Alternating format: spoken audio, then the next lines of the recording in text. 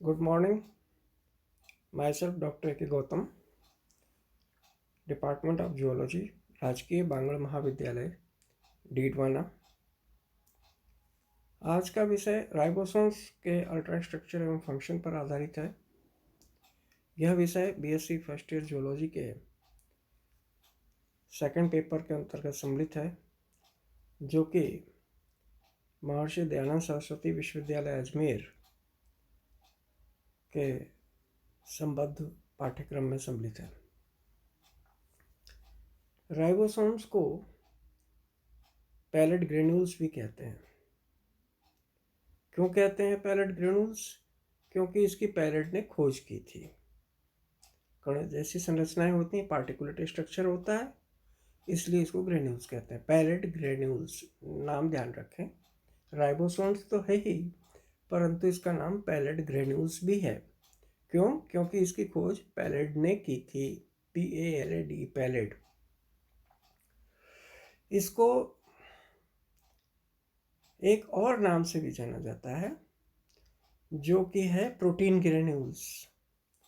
कारण क्या है कि प्रोटीन सिंथेसिस में राइबोसोम्स का महत्वपूर्ण रोल होता है।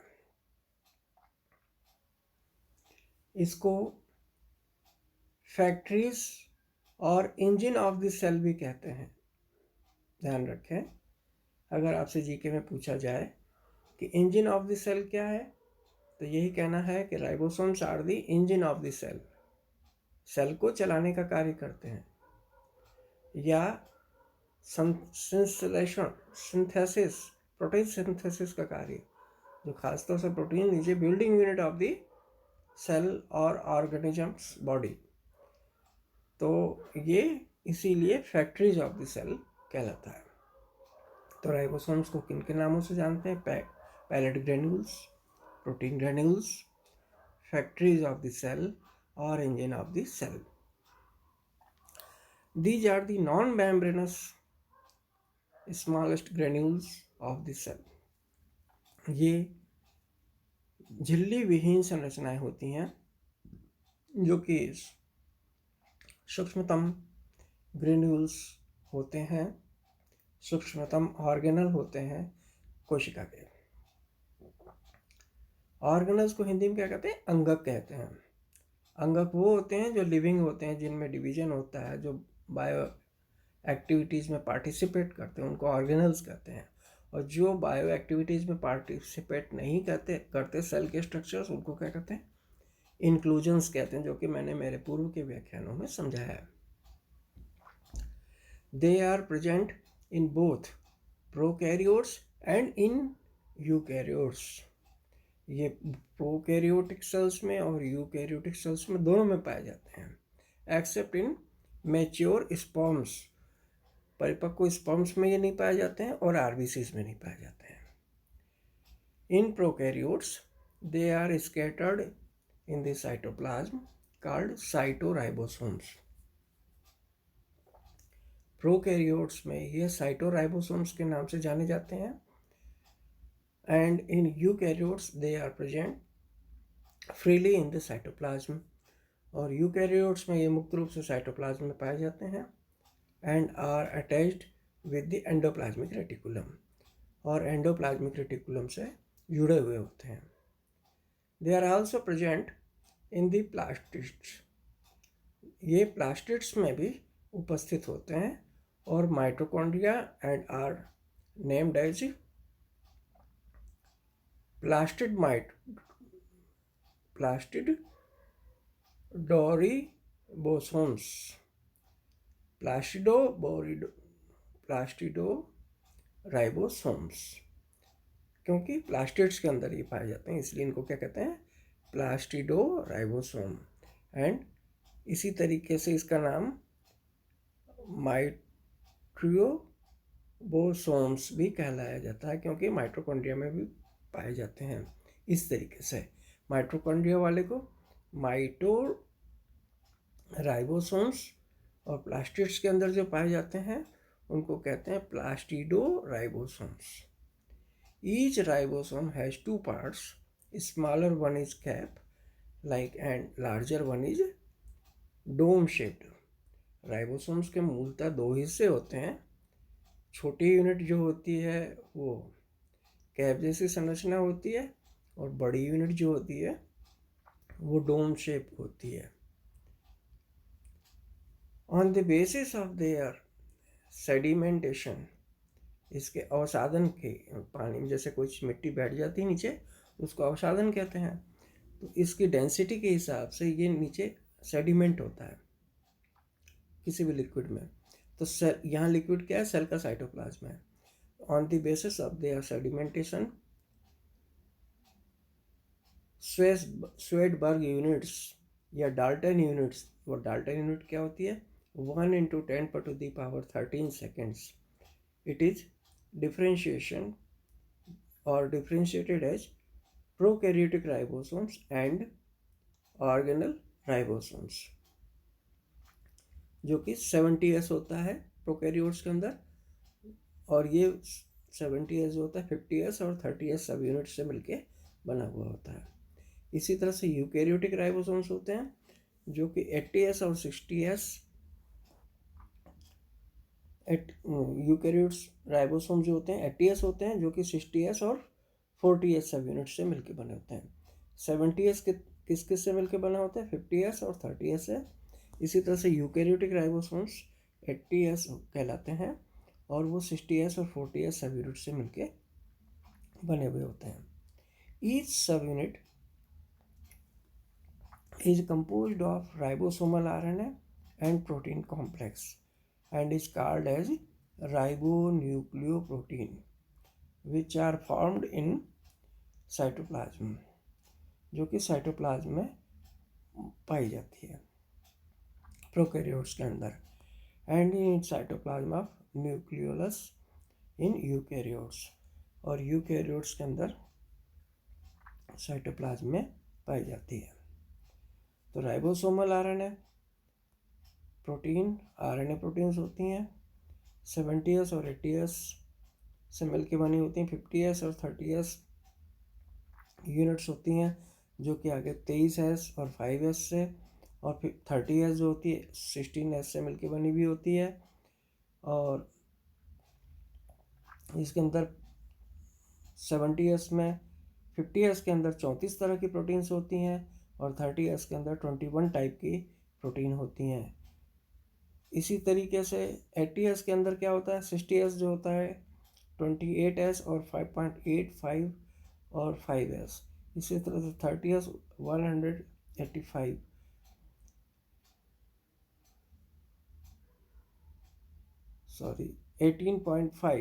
सॉरी 18s से मिलके बना होता है, और इसके अंदर 33 तरह की प्रोटीन्स होती हैं। तो 30s के अंदर 33 तरह की और 60s के अंदर 45 तरह की प्रोटीन्स होती हैं। मैग्नीशियम आयंस कंसंट्रेशन के आधार पर इसमें मैग्नीशियम आयन कंसंट्रेशन अबाउट लगभग 0.5 मिली माइक्रोन होती है इन प्रोकैरियोट्स में, और 1 से 2 मिली माइक्रोन होती है यूकैरियोट्स में। और ये मैग्नीशियम आयन की कंसंट्रेशन आवश्यक होती है किस बात के लिए, दोनों सब यूनिट्स को आपस में जोड़ने के लिए। कब, जबकि प्रोटीन सिंथेसिस हो रही होती है। तो प्रोटीन सिंथेसिस से पहले दोनों सब यूनिट्स को आपस में जोड़ने के लिए ये कंसंट्रेशन जरूरी होती है।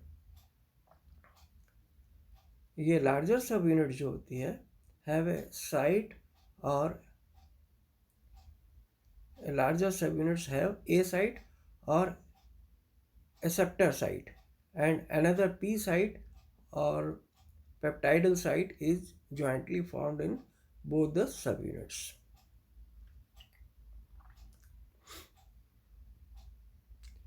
यहाँ हम डायग्राम के अंदर आपको समझाना चाहेंगे कि राइबोसोम्स का संरचना कैसे होती है। ये देखिए, ये तो है एंडोप्लाज्मिक रेटिकुलम, ये मैग्नीशियम आयन इसके अंदर है, ये आरएनए प्रोटीन है, ये इसके बीच में एक टनल सी होती है जिससे कि राइबोसोम से प्रोटीन सिंथेसिस होकर के एंडोप्लाज्मिक रेटिकुलम में पहुंच जाती है। तो ये स्मॉलर यूनिट होती है और ये है लार्जर यूनिट। तो स्मॉलर सब यूनिट जो होती है 40s है और लार्जर सब यूनिट जो है 60s है। तो यहाँ बीच के अंदर इसके अंदर एक धागे जैसी संरचना होती है जो कि mRNA अटैचमेंट का स्थान होता है यहाँ पर। तो ये इसकी राइबोसोम्स की एक अल्ट्रा स्ट्रक्चरल फिगर है। When many ribosomes are attached with the same mRNA, the complex formed is called polysome और polyribosome और अर्गोसोम्स। इसको इन 3 नामों से जाना जाता है, पोलीसोम्स, पोलीराइबोसोम या अर्गोसोम। कब?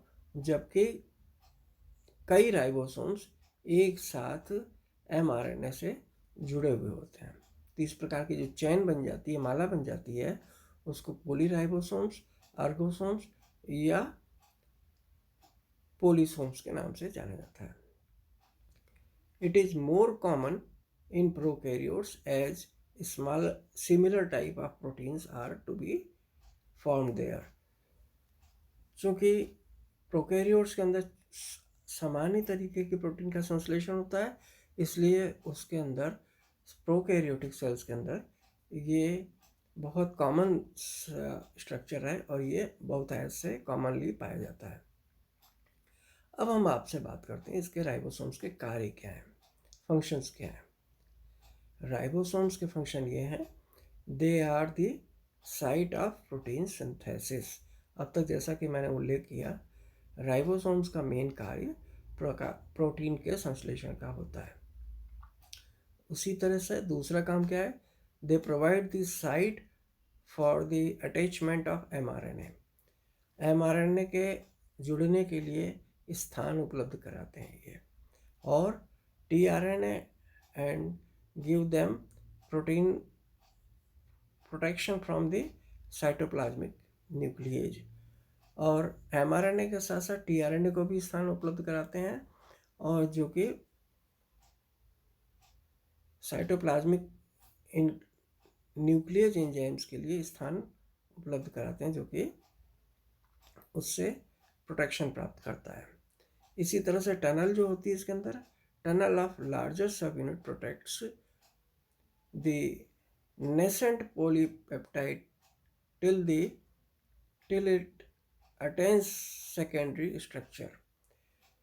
इसके अंदर जो टनल होती है लार्जर सब यूनिट की, वो tunnel protects the nascent polypeptide till it attains secondary structure. जब तक कि द्वितीय स्ट्रक्चर नहीं धारण कर लेता, तब तक ये टनल जो है बड़ी सब यूनिट को प्रोटेक्ट करने के लिए नेसेंट आरएनए को, नेसेंट पॉलीपेप्टाइड टिल चैन को धारण करने का काम करती है। तो ये इसके फंक्शंस हो गए। तो आपको डिस्क्राइब क्या क्या करना है, एक तो 60s और 40s सब यूनिट्स को डिस्क्राइब करना है, राइबोसोम्स के अल्ट्रा स्ट्रक्चर को समझाना है, उसके बीच में टनल को बताना है, उसका एंडोप्लाज्मिक रेटिकुलम से कनेक्शन समझाना है, इसकी खोज किसने की, कैसे की, 70s और 80s राइबोसोम्स की संरचना, उसमें कितनी प्रोटीन होती है, कितना आरएनए प्रोटीन का रेशो होता है, ये सब समझानी है बात। किन किन प्रोकैरियोटिक सेल में कैसा होता है, यूकैरियोटिक सेल में कैसा होता है, किसने खोज की, इसका हिस्टोरिकल बैकग्राउंड समझाना है ना, और इसको किन किन नामों से जाना जाता है, ये सारी बातें आपको आज के व्याख्यान में मैंने समझाई हैं, और ये आपको ध्यान रखनी है। राइबोसोम्स के ऊपर एक अच्छा सा short answer type question exams में अक्सर पूछा जाता है। Thank you very much. Ribosomes को आपने समझा अच्छे से, आपको इसके लिए बहुत बहुत आभार, धन्यवाद।